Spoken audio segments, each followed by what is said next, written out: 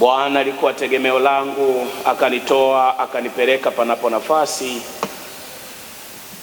Alipoifanya kwa kuwa amependezwa nami. Aliponifanya kwa kuwa alipendezwa nami. Wewe Bwana nguvu zangu, nakupenda sana. Bwana ni jabali langu na boma langu na wokovu wangu. Bwana alikuwa ni tegemeo langu, akanitoa akanipeleka panapo nafasi. Aliponifanya kwa kuwa alipendezwa nami. Wewe Bwana nguvu zangu, nakupenda sana. Bwana ni jabali langu na boma langu na wokovu wangu. Karibuni nyote kwenye ibada hii na misa hii asubuhi ya leo, siku nzuri ya Jumapili ya tarehe 7. Tunamshukuru Mungu aliyetupa kibali na nafasi tena ya kuiona siku ya leo. Tuna kila sababu ya kumwambia Mungu asante aliyetuamsha salama. Tuna kila sababu ya kumshukuru Mungu katika matendo mengi ambayo ameyatenda kwetu. Kama nilivyosema, leo ni Jumapili ya tarehe 7 mwezi huu wa 6, Jumapili ya pili baada ya Pentekosti. Wazo kuu ni Mungu kati yetu.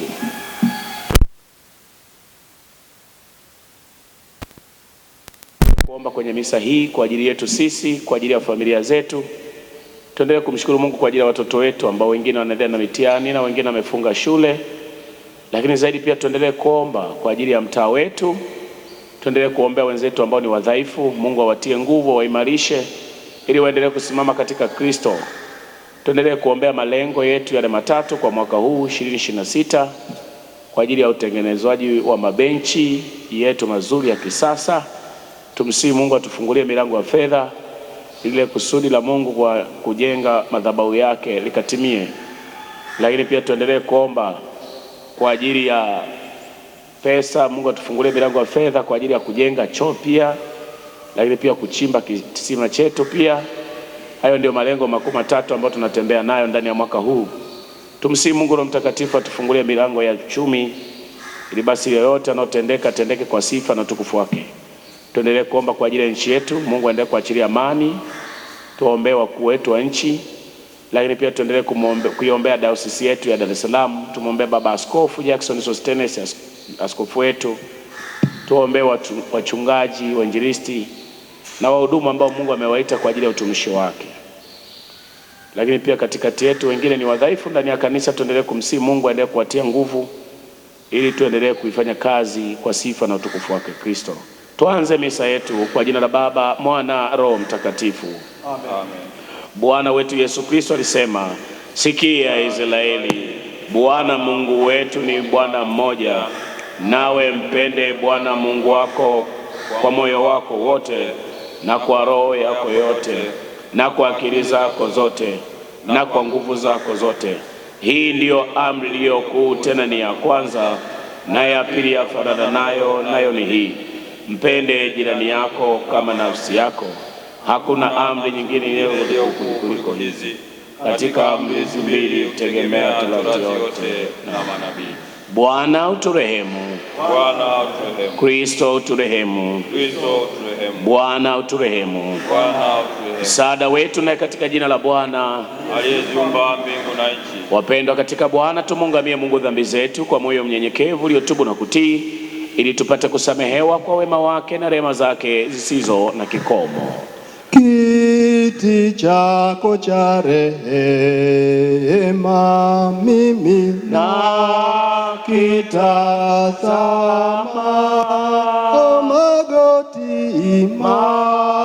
Magoti napiga pale ili nisamehe wewe Bwana Yesu. Yesu, naomba unisikie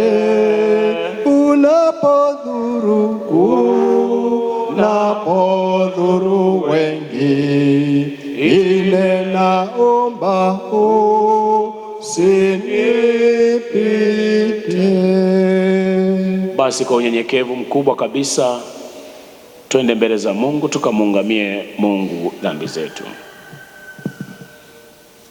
Tushirikiane ungamo. Mwenyezi Mungu Baba wa mbinguni, twaungama ya kwamba tumekutenda dhambi wewe na jirani zetu kwa mawazo na maneno na matendo, na kwa kututimiza tupasayo.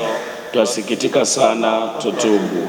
Kwa njia yake Yesu Kristo tusamehe na kutusafisha kwa Roho wako Mtakatifu, ili tuweze kutumikia katika upya maisha kwa utukufu wa jina lako. Amen.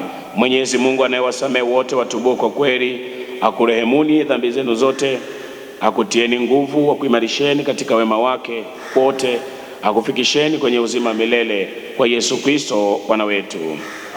Tusimame kanisa.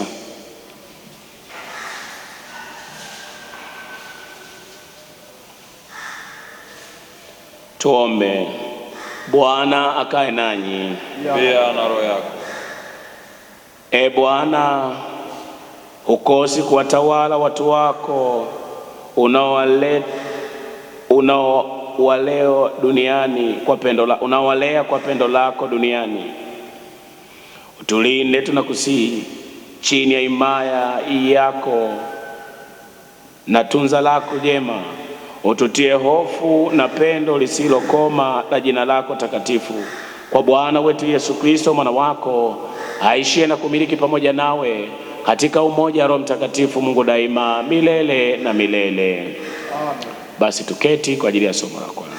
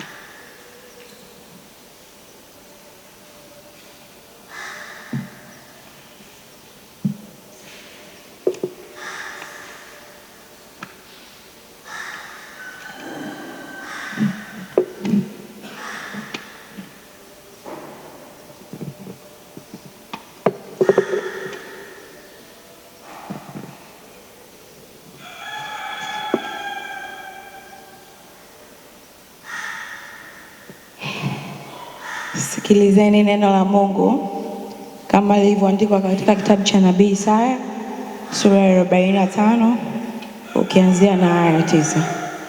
Sikilizeni neno la Mungu kama lilivyoandikwa katika kitabu cha Nabii Isaya sura ya 45 ukianzia na aya 9. Ole wake ashindanaye na muumba wake, kigae kimoja katika vigae vya dunia. Je, udongo umwambie yeye aufinyaye, unafanya nini? Au kazi yako hana mikono?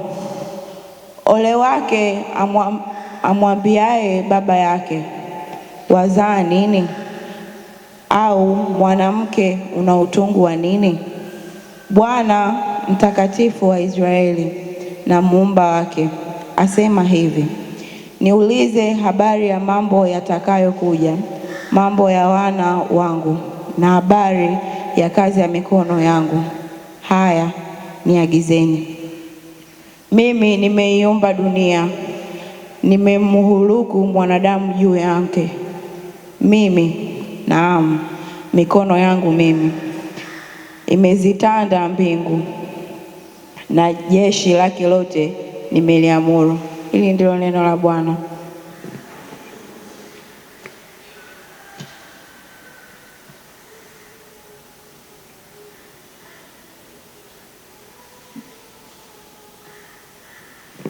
Sikilizeni neno la Mungu kama ilivyoandika katika waraka wa kwanza wa Yohana sura ya 3 kianzia na aya 13.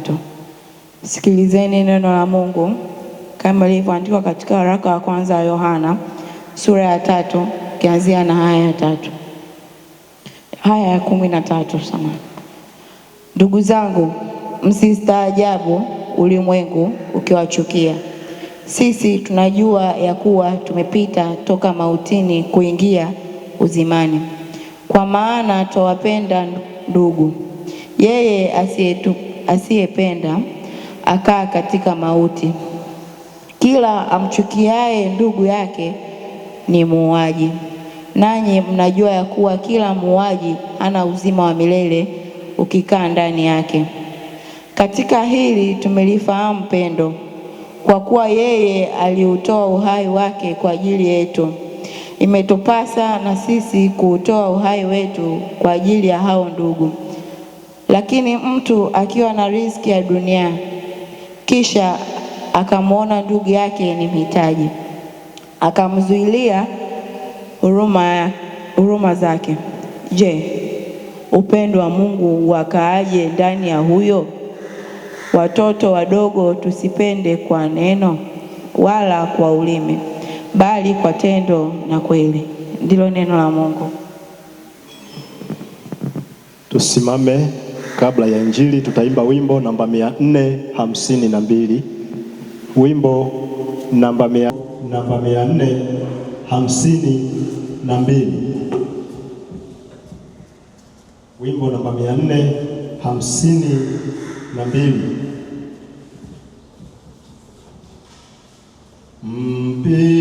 Mpiganie Yesu askari wa msalaba, bendera yake Yesu fedheha isipate, vitani jeshi lake kwa shangwe hufuata, adui watashinda, atamiliki yeye. Mpiganie Yesu, kesheni muwe macho, kanisa lisipate madhara kwa adui. Maovu mkiona kwa watu au moyoni, kwa nguvu yapigeni,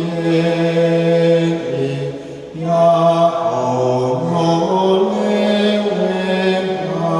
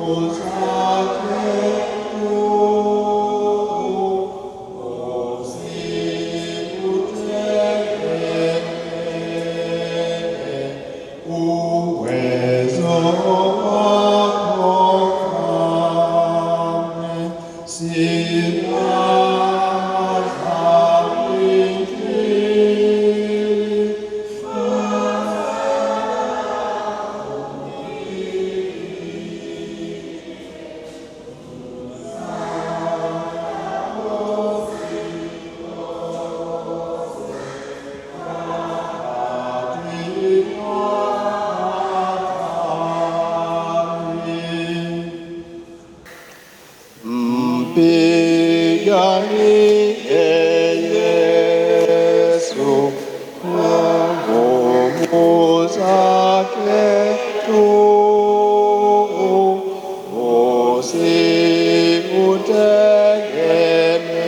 usiutegemee uwezo wako kamwe.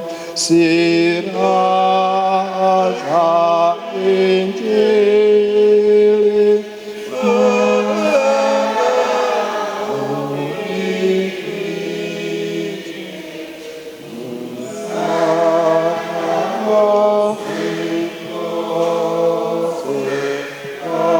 wakati wa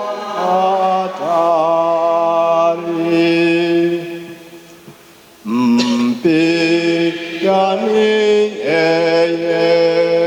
Yesu, si muda mrefu sana, ni kupigana leo, kushangilia kesho, na taji ya uzima hupewa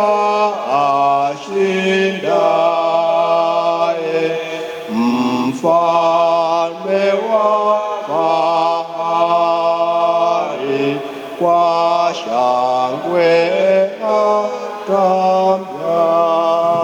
atamjazi. Neno la Mungu kama lilivyoandikwa katika Injili takatifu kama alivyoiandika Luka mtakatifu sura ya 14 kuanzia na aya ya 16.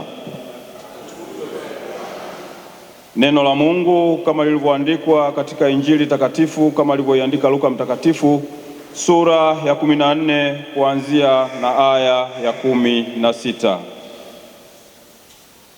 Akamwambia, mtu mmoja alifanya karamu kubwa, akaalika watu wengi. Akamtuma mtumwa wake saa ya chakula awaambie wale walioalikwa, njoni, kwa kuwa vitu vyote vimekwisha kuwekwa tayari.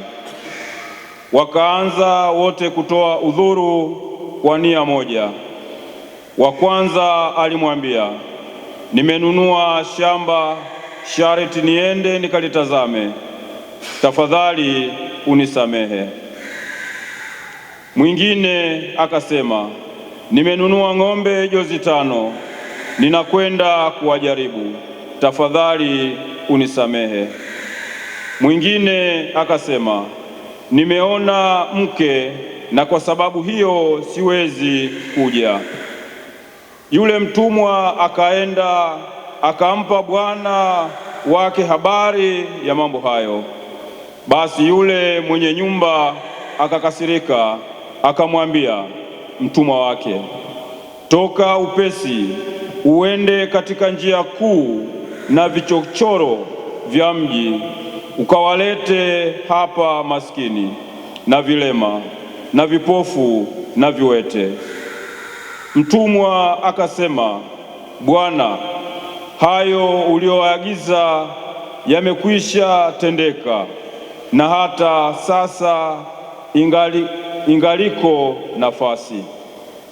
Bwana akamwambia mtumwa, toka nje uende barabarani na mipakani, ukawashurutishe kuingia ndani, nyumba yangu ipate kujaa.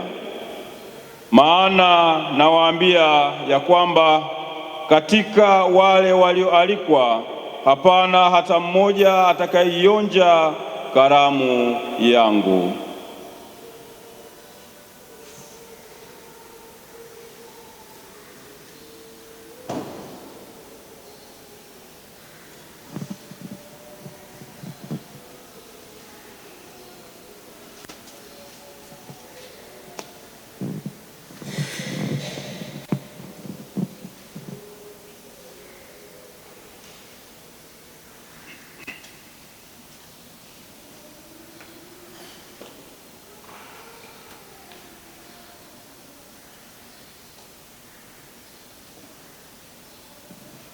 Ndilo neno la Bwana.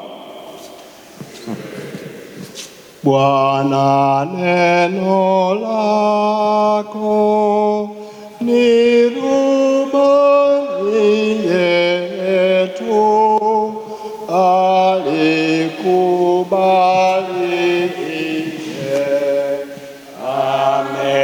amepewa.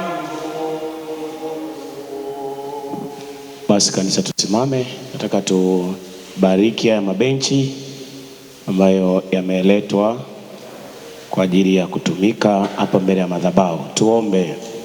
Kwa jina la Baba, Mwana, Roho Mtakatifu. Mungu wetu na Baba yetu, nasema asante kwa ajili ya neema na kibali ambacho Mwana umetupa mioyo yao. Tunawakabidhi kwako na tunawabariki kwa jina la Baba, Mwana, Roho Mtakatifu.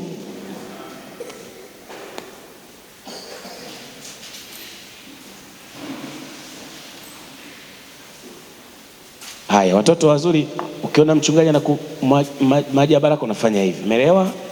Haya, basi mtenda darasani. Naomba kanisa tusimame. Tuimbe tenzi namba 15. Naomba tusimame kanisa, tuimbe tenzi namba 15. Tuimbe kwa ujasiri huku tukiwa na imani na Yesu wetu. Cha kutumaini sina ila damu yake Bwana. Sina wema wa kutosha, dhambi zangu kuziosha. Kwake Yesu nasimama, ndiye mwamba ni salama, ndiye mwamba ni salama. Njia yangu iwe ndefu, yeye hunipa wokovu. Mawimbi yakinipiga, nguvu zake ndiyo nanga. Kwake Yesu nasimama, ndiye mwamba ni salama, ndiye mwamba ni salama. Damu yake na sadaka nategemea daima. Yote chini ya kisha, Mwokozi atanitosha. Kwake nasimama, ndiye mwamba ni salama, ndiye mwamba ni salama. Nikiitwa hukumuni, roho nina amani. Nikivikwa haki yake, sina hofu mbele zake. Kwake Yesu nasimama, ndiye mwamba ni salama, ndiye mwamba ni salama. Tuombe. Mungu wetu na Baba yetu wa mbinguni, uketie mahali pa juu palipoinuka, tunasema asante kwa baraka yako. Tunasema asante Bwana kwa kuwa umeweza kutuamsha usiku wenye hatari nyingi kwenye vitanda vyetu na kutuweka asubuhi hii. Bwana, umetutembeza kutoka majumbani kwetu na kuja mahali hapa. Baba, tunakushukuru, tunakuomba nenda katubariki majira haya na nyakati hizi ambazo tunakwenda katika tafakari ya neno lako. Ninakuomba ukalibariki neno lako, ukanibariki na mimi niliyesimama kama mtumwa wako tu. Mungu, kawabariki na watoto wako wote ambao watakwenda kusikia neno hili. Ni katika jina takatifu la Yesu Kristo nikiomba na kushukuru. Amen. Tuketi. Bwana Yesu asifiwe. Kama tulivyosikia utangulizi wa ibada yetu, leo ni SB ya kwanza ya Utatu, lakini pia ni SB ya pili badala ya sikukuu ya Pentekoste, na wazo kuu tunaloongozwa nalo ni upendo wa Mungu kati yetu. Nami nimekuja na ujumbe huo huo unaosema upendo ni gharama. Bwana Yesu asifiwe.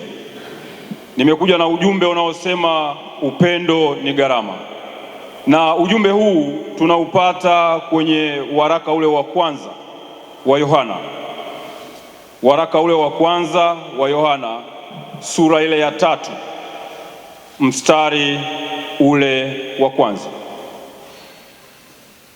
Waraka wa Yohana sura ile ya 3 kuanzia na ule mstari wa kwanza. Neno la Mungu linasema, tazameni ni pendo la namna gani alilotupa Baba kwamba tuitwe wana wa Mungu, na ndivyo tulivyo. Kwa sababu hii ulimwengu haututambui, kwa kuwa haukumtambua yeye. Bwana Yesu asifiwe. Lakini katika wazo hili ninatamani tushirikishane mambo machache. Unajua kila jambo kunakuwa na faida, lakini pia kunakuwa na hasara zake, lakini kunakuwa na maana ya hilo jambo. Nitaanza kuelezea maana ya neno upendo ni gharama. Bwana Yesu asifiwe. Upendo wa Kristo si hisia tu, wala maneno matamu, wala ni maamuzi, ni uamuzi wa kujitoa unaogharimu kitu kutoka kwako, kama vile Yesu alivyojitoa msalabani. Bwana Yesu asifiwe. Tunaona ya kwamba hii ni maana fupi ya neno upendo ni gharama. Yesu Kristo alitupenda, lakini alitangulia Mungu kutupenda. Baada ya Mungu kutupenda, akaona ulimwengu unaangamia, akaona ulimwengu unapoteza maarifa, akaona ulimwengu unaingia kwenye dimbwi la dhambi, akaamua kumtoa mwana wake wa pekee. Ina maana ya kwamba Mungu alitupenda, akaamua kumtoa mwana wake wa pekee. Alivyomtoa akaja duniani.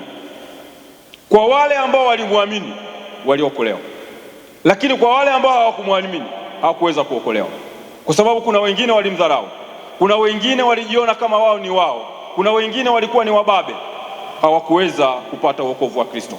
Bwana Yesu asifiwe. Ukiangalia ile Injili ile ya Yohana sura ya 3 mstari wa 16, kama inavyosema, kwa maana hii, kwa jinsi hii Mungu aliupenda ulimwengu hata akamtoa mwana wake pekee. Haya ni maneno ambayo tunayapata kutoka kwa Yesu Kristo, tunayapata kutoka kwa Mungu aliye hai. Ina maana ya kwamba sisi wanadamu tunatakiwa tuonyeshe upendo. Kwanza tupendane sisi kwa sisi, lakini inatakiwa tuwapende hata na maadui zetu. Bwana Yesu asifiwe. Upendo ni gharama kubwa. Upendo, ukitaka kuwa na upendo, ina maana kwamba lazima uwe na gharama, lazima utaugharamia huo upendo. Bwana Yesu asifiwe. Kutokana na muda, tutaangalia faida. Kuna faida nyingi sana za kuwa na upendo. Kuna faida nyingi. Kuna faida kama 10 ambazo zinatokana na upendo. Kama maandiko yanavyosema, upendo ni tunda la kwanza la Roho. Katika matunda yale 7-9, tunda la kwanza la Roho ni upendo. Kwa hiyo tutaangalia faida angalau mojawapo. Inasema ya kwamba unajenga umoja wa kanisa. Upendo unavumilia na kusamehe, unazuia migogoro na vikundi, unawajenga watu pamoja. Bwana Yesu asifiwe. Na neno hilo unaweza ukaandika, linatoka kwenye waraka ule wa Paulo mtume kwa Waefeso sura ile ya 4 mstari ule wa 3. Unaelezea namna umoja wa kanisa unavyojengwa kutokana na upendo. Unaelezea, manake kanisa kama halina umoja linaparaganyika. Kanisa kama halina umoja haliwezi kuendelea. Kanisa kama migogoro iko mingi haliwezi kuendelea. Kanisa kama Wakristo wake hawana uvumilivu haliwezi kuendelea.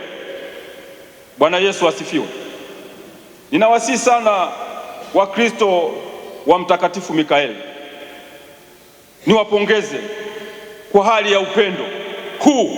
Kanisa hili mnaonyesha mna upendo, kwa sababu mkiambiwa jambo mnashtuka na kutekeleza. Huo ndio umoja wa kanisa unaotakiwa.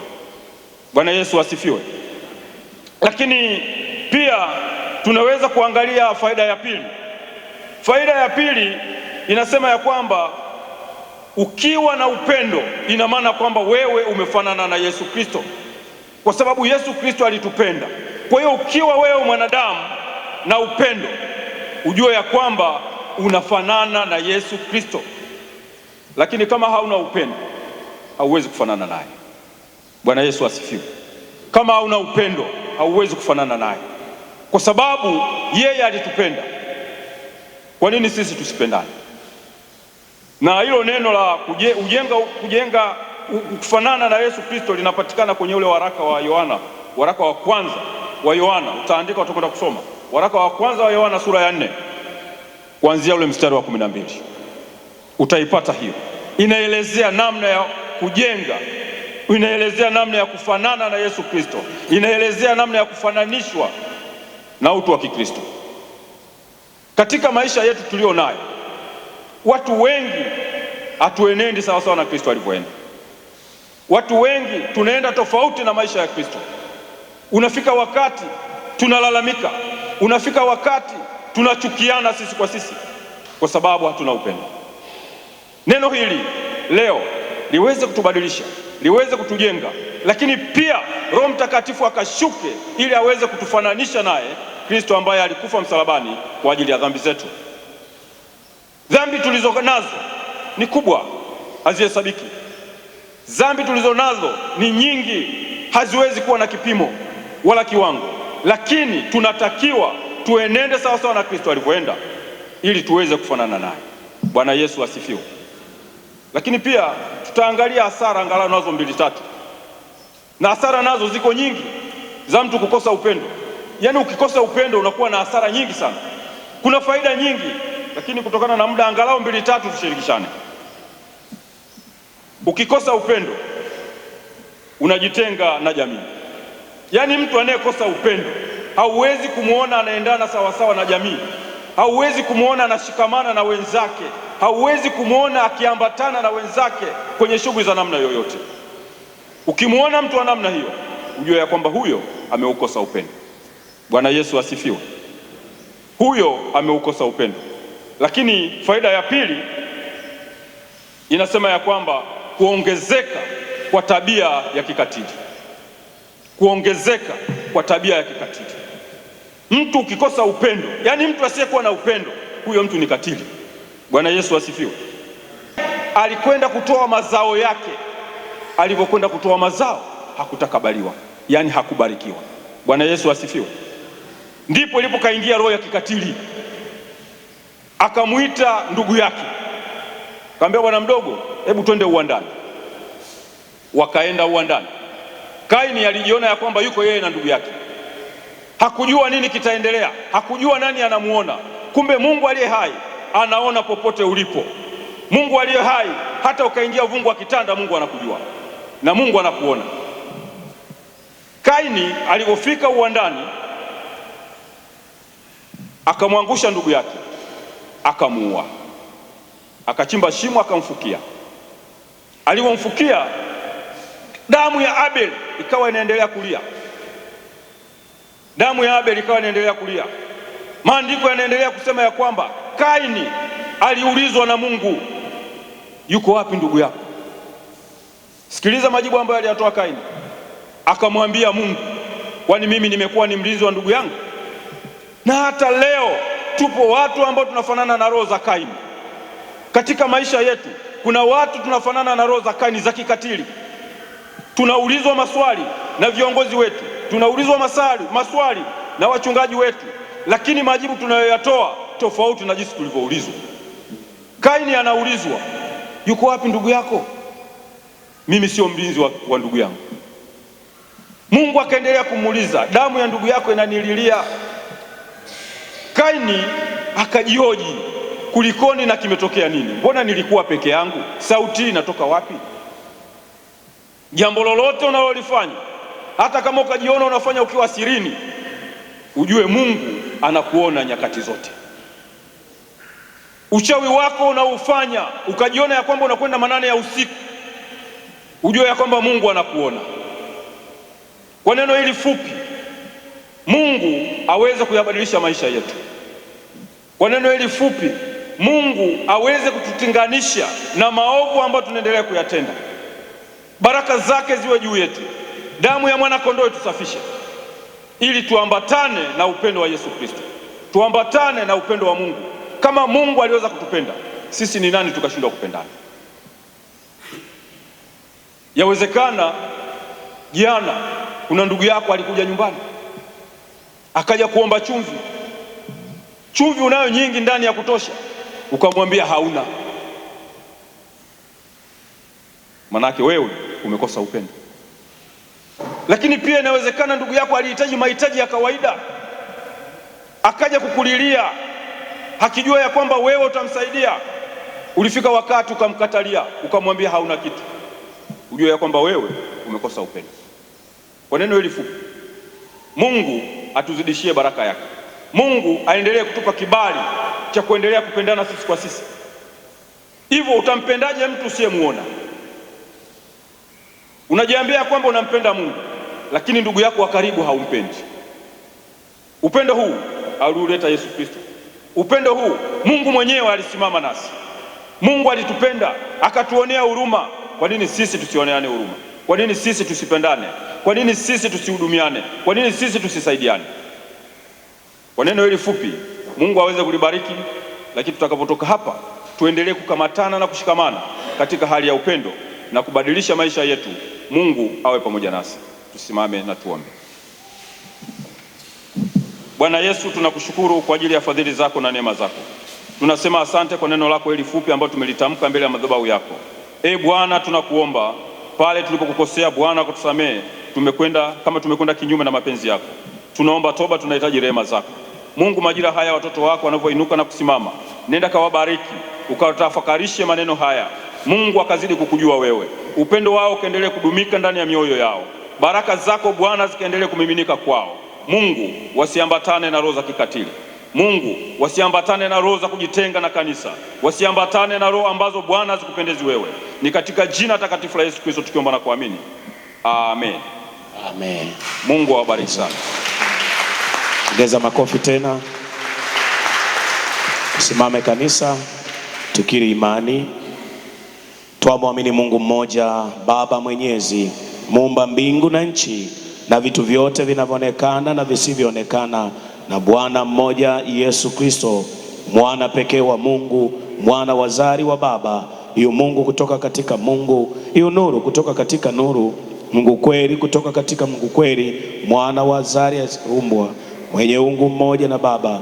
Kwa yeye vitu vyote viliumbwa, aliyeshuka kutoka mbinguni kwa ajili yetu wanadamu na kwa wokovu wetu, akatoa mwili kwa uweza wa Roho Mtakatifu, hata katika Bikira Mariamu kakawa mwanadamu, akasulubiwa kwa ajili yetu zamani za Pontio Pilato, aliteswa, akazikwa, siku ya tatu akafufuka kama yanenavyo maandiko matakatifu, akapaa mbinguni, ameketi mkono wa kuume wa Mungu Baba, naye atakuja tena kwa utukufu kuwahukumu watu walio hai na wafu, na ufalme wake hauna mwisho. Twaamini Roho Mtakatifu, Bwana mtoa uzima, atokaye katika Baba na Mwana, anayeabudiwa na kutukuzwa pamoja na Baba na Mwana, anayenenwa kwa vinywa vya manabii. Twaamini kanisa moja takatifu Katholiko na Apostoliko. Twakiri ubatizo mmoja kuondolewa dhambi. Twatazamia kufufuliwa kwa wafu na uzima ulimwengu ujao. Amen.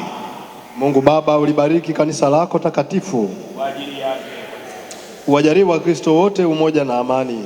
kwa ajili yake Umbariki rais wetu na wenye mamlaka chini yake. kwa ajili yake Umbariki askofu wetu na wakuu wote wa kanisa. kwa ajili yake Uwabariki mapadre wote na walimu wetu.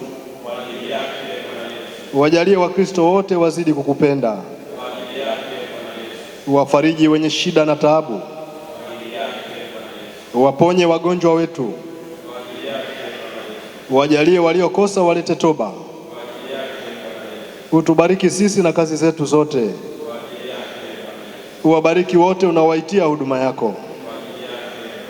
Uvute wengi waitamani kazi ya huduma yako. Waliofariki dunia uwape raha na amani.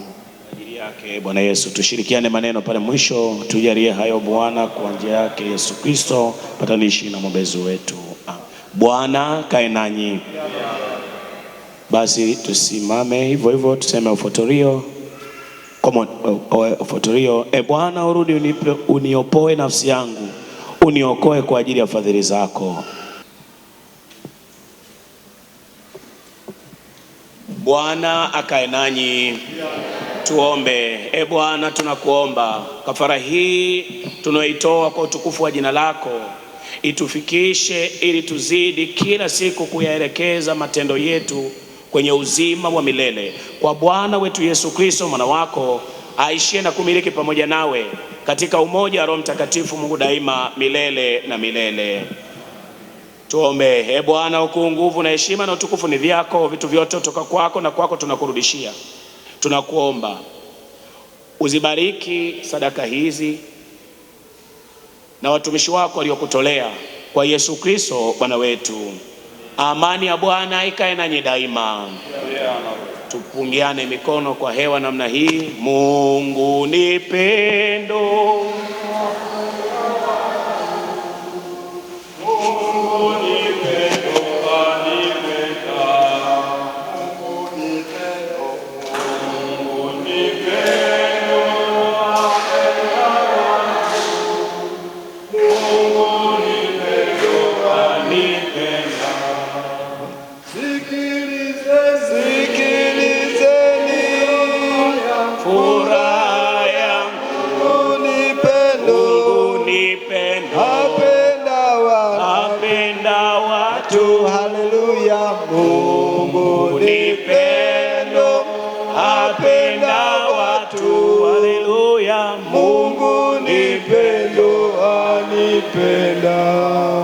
Daima milele na milele.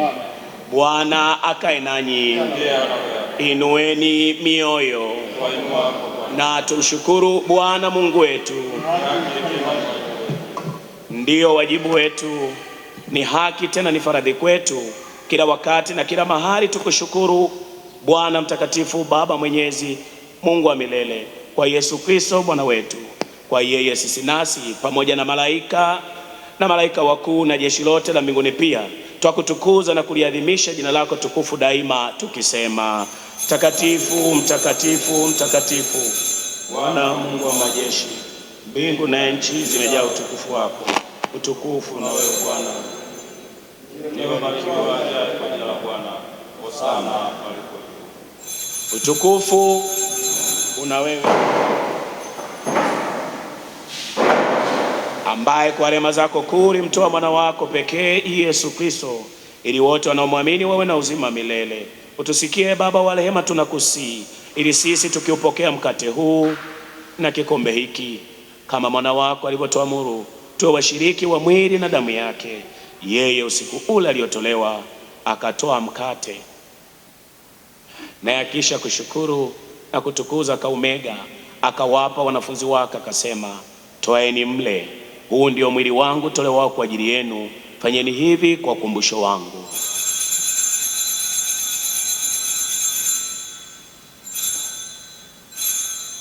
Na vivi hivi baada ya kula akakitoa kikombe, akashukuru, akawapa akasema: nyweni nyote katika hiki, kwa maana hii ndiyo damu yangu ya agano jipya, imwagikayo kwa ajili yenu na kwa ajili ya wengi kwa ondoleo la dhambi.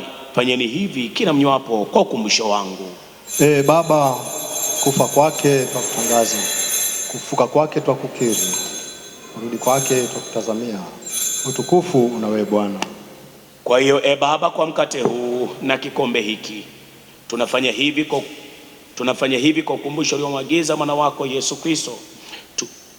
Tunaitangaza mauti yake iliyo dhabihu timilifu, aliyoitoa msalabani kwa ajili yetu mara moja, na kuadhimisha ukombozi aliotupatia. Tunakushukuru Baba kwa ajili ya kufuka kwake kwa uweza na kupaa kwake mbinguni, ambako anatuombea daima, nasi tunatazamia kurudi kwake kwa utukufu. Nawe tukubali katika yeye, twakusihi, tujazwe Roho wako Mtakatifu, ili tuwe na umoja katika kanisa ambalo analikusanya kutoka pembe zote za dunia. Kwa yeye na ndani yake yeye, iwe kwako Mungu Baba Mwenyezi, katika umoja wa Roho Mtakatifu, heshima yote na utukufu. Baraka na shukrani na uweza zina Mungu wetu hata milele. Tuombe. Kama vile Bwana wetu Yesu Kristo alivyotuagiza, nasi tunasubutu kusema: Baba yetu uliye mbinguni, jina lako litukuzwe, ufalme wako uje, mapenzi yako yatimizwe hapa duniani kama huko mbinguni. Tupe leo riziki yetu, tusamehe makosa yetu kama nasi tunavyosamehe waliotukosea, usitie majaribuni, lakini tuokoe kwa ufalme wako na nguvu na utukufu hata milele.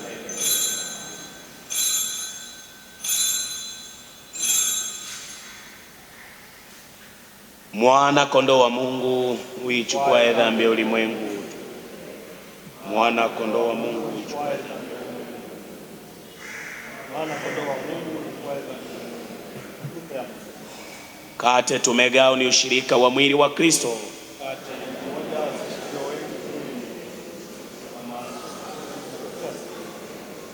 Bwana mwenye rehema, tegemea haki yetu wenyewe, ila kwa rehema zako kuna za ajabu. Hatustahili sisi kuokota makombo chini ya meza yako. Bali Bwana Yesu, sifa yako ilikuwa na rehema daima. Kwa hiyo Bwana wa neema, jalie tuwe mwana wako mpendwa Yesu Kristo na kuinywa damu yake, ili sisi wenye dhambi tusafishwe mwili na roho, tukaishi siku zote ndani yake naye ndani yetu. Na tukaribie kwa imani tule mwili wa Bwana wetu Yesu Kristo aliotoa na kuinywa damu yake aliyomwaga kwa ajili yetu. Tukumbuke akuwa alitufia sisi, tumpokee yeye mioyoni mwetu kwa imani na shukrani.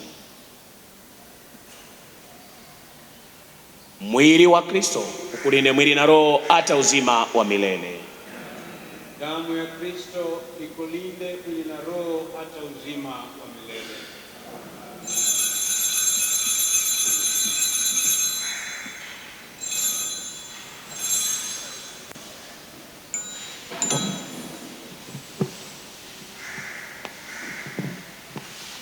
Na tatu. Wimbo namba 343. Katika sakramenti sioni msalaba,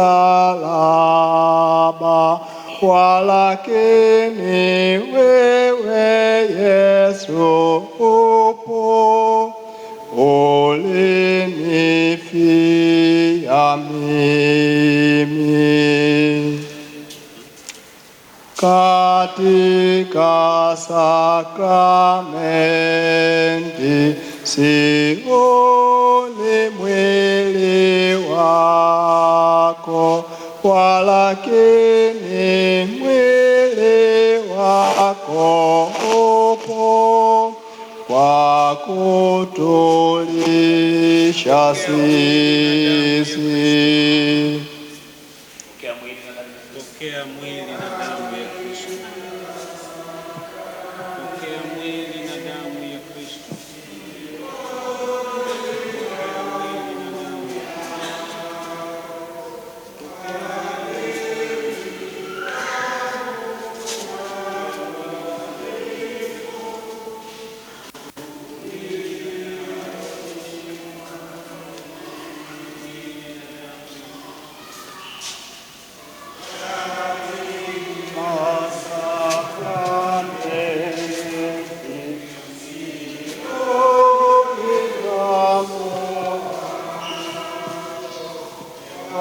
Walakini damu yako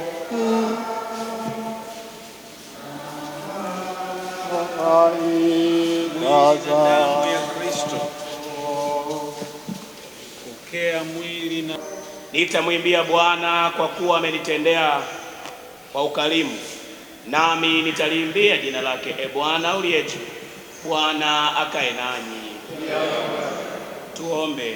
E Bwana, sisi tuliozipokea karama zako takatifu tunakusihi tuongezewe neema ya wokovu kwa kuihudhuria siri hii kwa Bwana wetu Yesu Kristo mwana wako, aishie na kumiliki pamoja nawe katika umoja wa Roho Mtakatifu, Mungu daima milele na milele. Nafsi yangu muhimidi Bwana. Vyote vilivyo ndani yangu vilihimidi jina lake takatifu. Nafsi yangu muhimidi Bwana. Wala usisahau fadhili zake zote. Akusamehe maovu yako yote, akuponya na magonjwa yako yote, aukomboa uhai wako na kaburi, aushibisha mema uzee wako, ujana wako ukarejeshwa kama tai. Muhimidini Bwana yenye matendo yake yote, mahali pote pa miliki yake. Nafsi yangu muhimidi Bwana.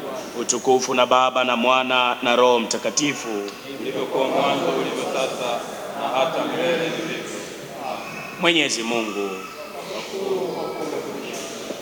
mwili wa mwana wako Yesu Kristo na damu yake, katika yeye roho zetu na miili yetu, ututume kwa nguvu za Roho Mtakatifu, tuishi na kufanya kazi kwa sifa na utukufu wako. Amen. Tupige magoti kwa ajili ya baraka.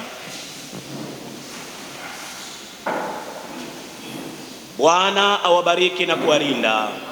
Bwana waangazie nuru za uso wake na kuwafadhili. Bwana wainulie uso wake na kuwapa amani. Kwa jina la Baba, Mwana, Roho Mtakatifu. Bwana wetu Yesu Kristo alisema, kama vile Baba alivyotuma mimi, nami nawapeleka ninyi. Nendeni kwa amani. Tumshukuru Mungu. Wimbo wa mwisho ni wimbo namba 240. Wimbo wa mwisho ni wimbo namba 240.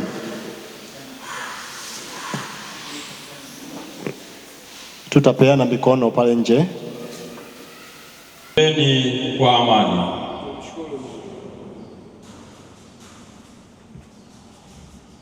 Wimbo wa mwisho ni wimbo namba 240.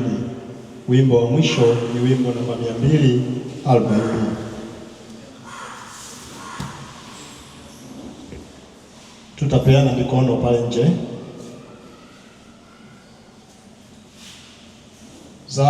Zamani Mungu alikuja kwa nguvu na ghadhabu, na mbele zake tetemeko, umeme na ngurumo,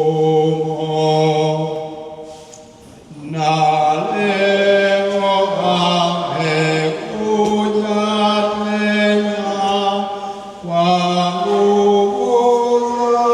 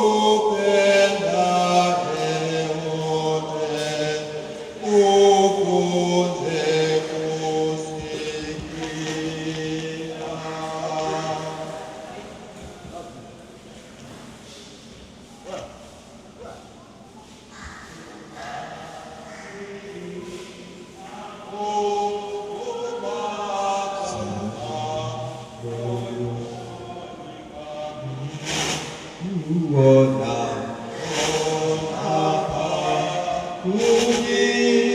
kujificha mkononi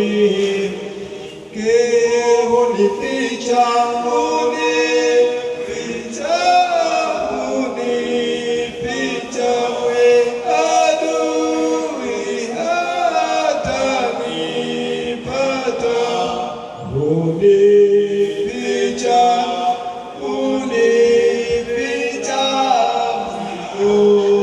mkononi mwake, pengine taabu yanisongeza, naijua si hasirani ya mapenzi yake. Yesu unificha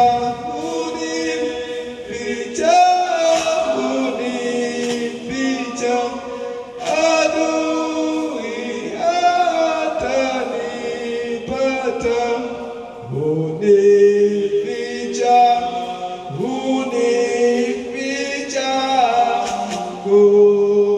mkononi mwake. Amen. Shangilie Bwana kwa makofi mazito. Ndio Mungu wetu anayetutunza, tupo kwa ajili yake. Sema amina. Tunashukuru tumefikia hatima